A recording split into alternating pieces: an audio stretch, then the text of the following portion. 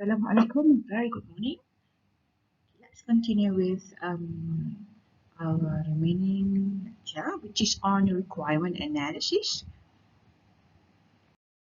If you still remember what we have covered in the previous class, is that we are looking at what is system analysis and design.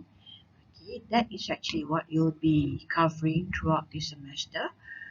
Inshallah, you'll get it out of doing the project, PPL1, PPL2 and 3. Okay. As for today's class, we are going to cover about one of the process that you normally use whenever you are doing system analysis. The content that will be covered in this short video is on what do you normally do to list the requirement before implementing the new system.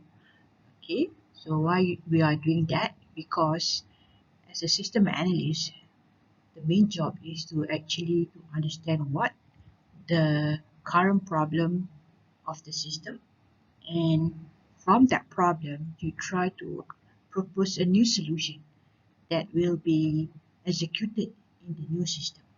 And then we are going to look at differences between two types of requirement, which is the first one is functional requirement and the second one is a non-functional requirement.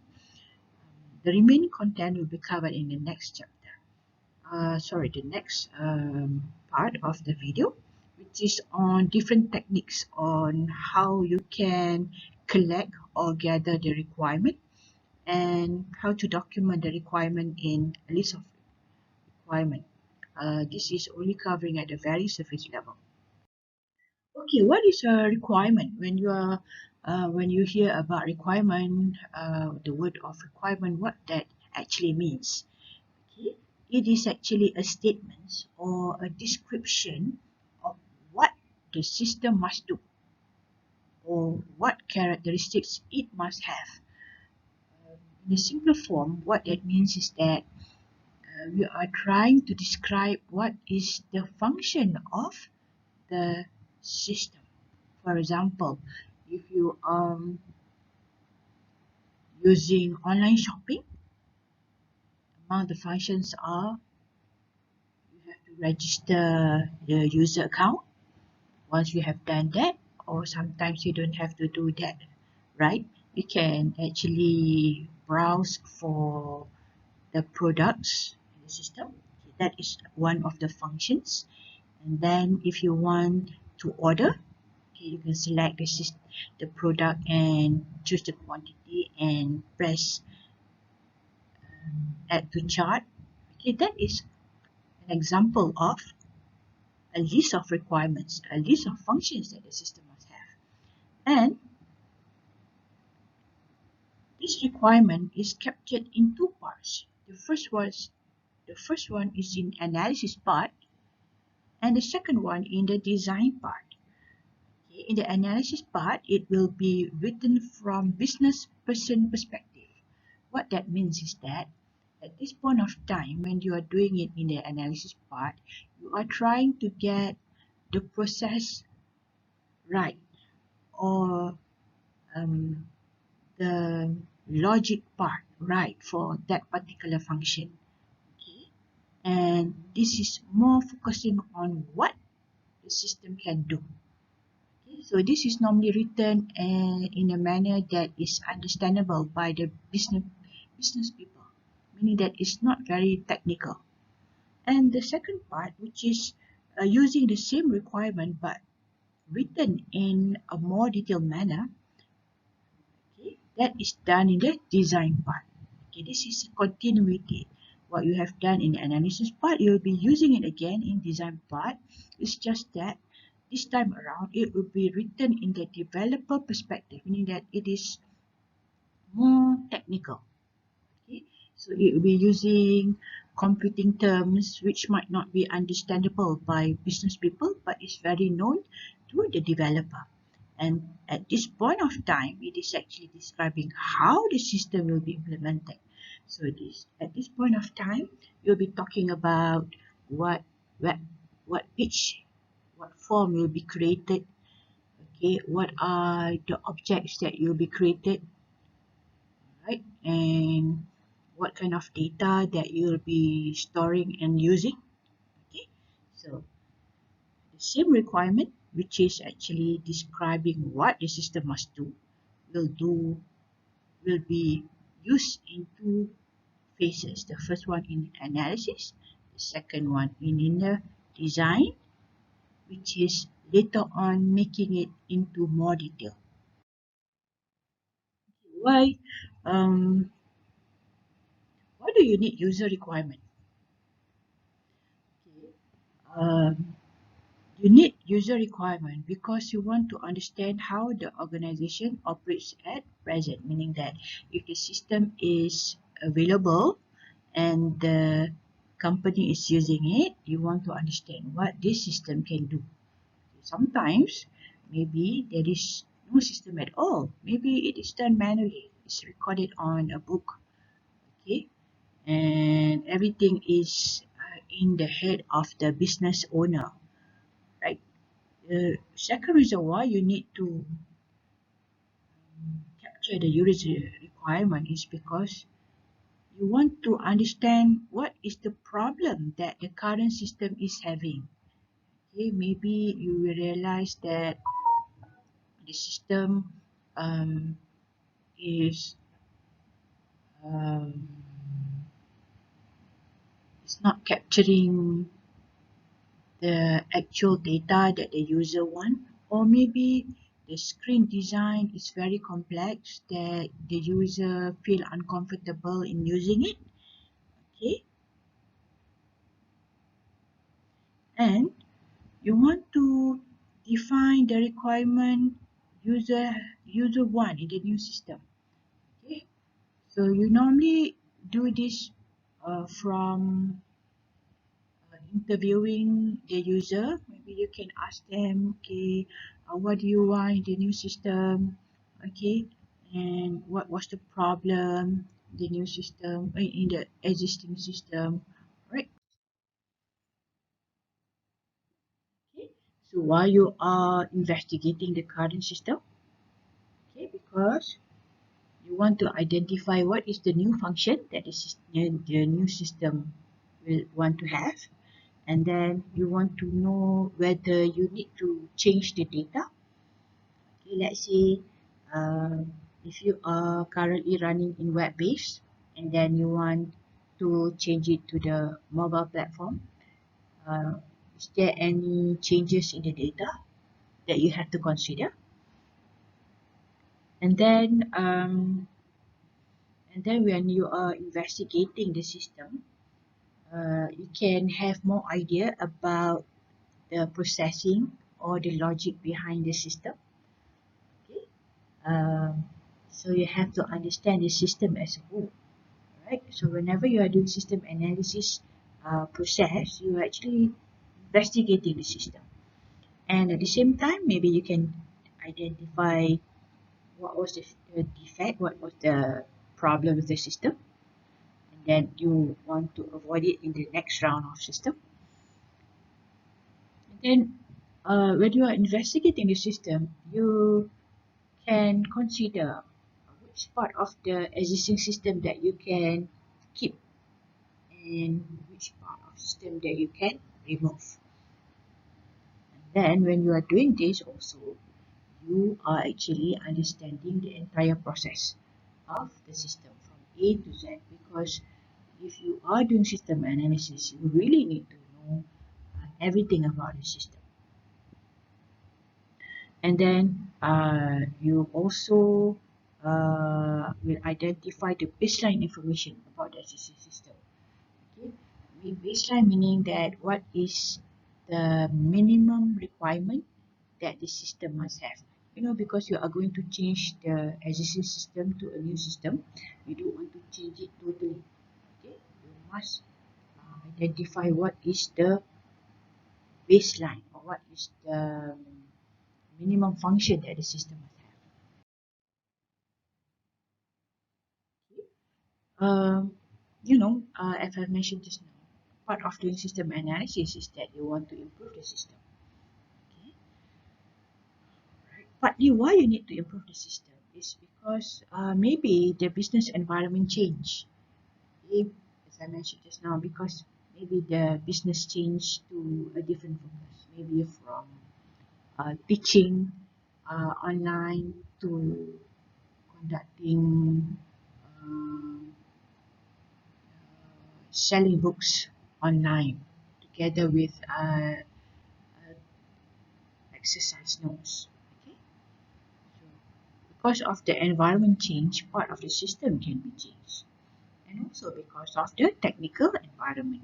Maybe before this they are running in a standalone system. Okay, now they change due to the changes of the habit of people working right now. Everything is online, so they need to change the environment also. And because maybe the organization changed, because maybe they combine or they merge with another company, okay, they need to integrate the system. Or maybe because of the organization being taken over, somebody buy their company. So maybe the new company need to change the system accordingly so that it fits their own system. And all this um, actually trigger the needs to build a.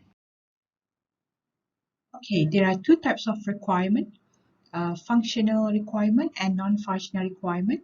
So functional requirement is to do with the important business functions, whereby for non-functional requirement, it's actually related to system constraint, or sometimes uh, you heard about that it is related to the system behavior, right? Normally talking from the point of view of the function, but from how it is supposed to look and feel in terms of the design, in terms of performance, security, and sometimes this is known as supplementary requirement. The functional requirement is actually capturing the process that the system has to perform, okay, and describe what the system must do. So what you should be thinking when you are doing functional requirement is that you should be thinking about the processes. What are the process? How does the user interact with another user? And what are the data that is used in interacting with the system? Right? An example of a functional requirement is that, for example, student register. Uh, oh, okay. If the system is a student registration system, one of the function is that student can search for certain courses. Okay? Searching for courses is actually functional requirement.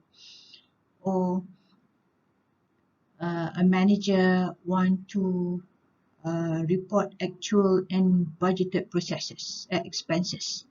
Okay, so functional requirement is basically referring to the process, how the user interact with the system, and what are the data involved. Whereby for non-functional requirement is actually, as I mentioned just now, referring to the behavior of the system. It is concerned with how well the system performs, right? It can relate to usability. Usability is referring to how the system uh, is being used. Okay, whether is it easy to use, whether the interface is designed in a way that the user can access it in a very efficient manner. Okay, on top of that is actually as I mentioned just now, it is non-functional requirement is to do with the response time, security, and also relate to cultural and political. Okay, for example, a website being used by um, the Arab or the Middle Eastern people is designed slightly differently, maybe due to the language that they are using, okay, and also due to any political factor. For example, uh, there is a requirement needed by that organization, for example, to have it in different languages, okay, and maybe due to legal requirement. For example, certain websites in the overseas, for example, in US and in UK and also in Australia, you need to design the website so that it is suitable to be accessed by the disabled people. For example, those who are blind or visually impaired, they have problem accessing the content, right? So it need to design the website so that it is suitable for them, right? So example for non-functional requirement is it should be accessible to web user, and this is like the one that I've mentioned just now, uh, especially for the disabled people. Or the non-functional requirement can be described in terms of performance. For example, any interaction with user and the system should not exceed 2 seconds. Okay, you don't want to use a system that is too long, right? So it makes you tired of waiting. Or only director, actual manager can see personal records or staff. This is referring to the security. Okay, you don't allow everybody to see certain kind of report, right? Or if this is an insurance company and you are designing the system for an insurance company, maybe this system should follow or comply the insurance industry standard. Okay, what is has been covered in this short video is that we are looking at the definition of requirement, okay, which is trying to answer the question of what the system must have. So this is very closely related to the functionality of the system, right?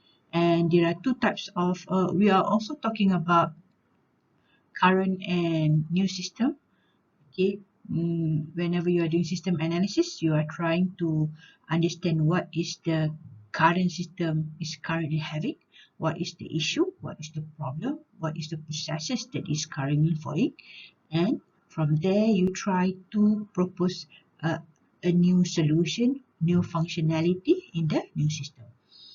And then we also look at reason why you are studying the existing system so that you can find new requirement. And then we look at two types of functionality, non-functional and functional. Functional is to do with the processes, the steps that the user involve, the functionality, what are these processes, and also we are also looking at what kind of data that the user have and how that the user interact with the system, whereby for the non-functional requirement we are actually talking about or covering about how the system behave, in terms of um, the response time that is involved in a process, in terms of security, who can access the data, who cannot, in terms of the looks and feel of the system, in terms of usability of the system, and there are many more. All right, thank you so much.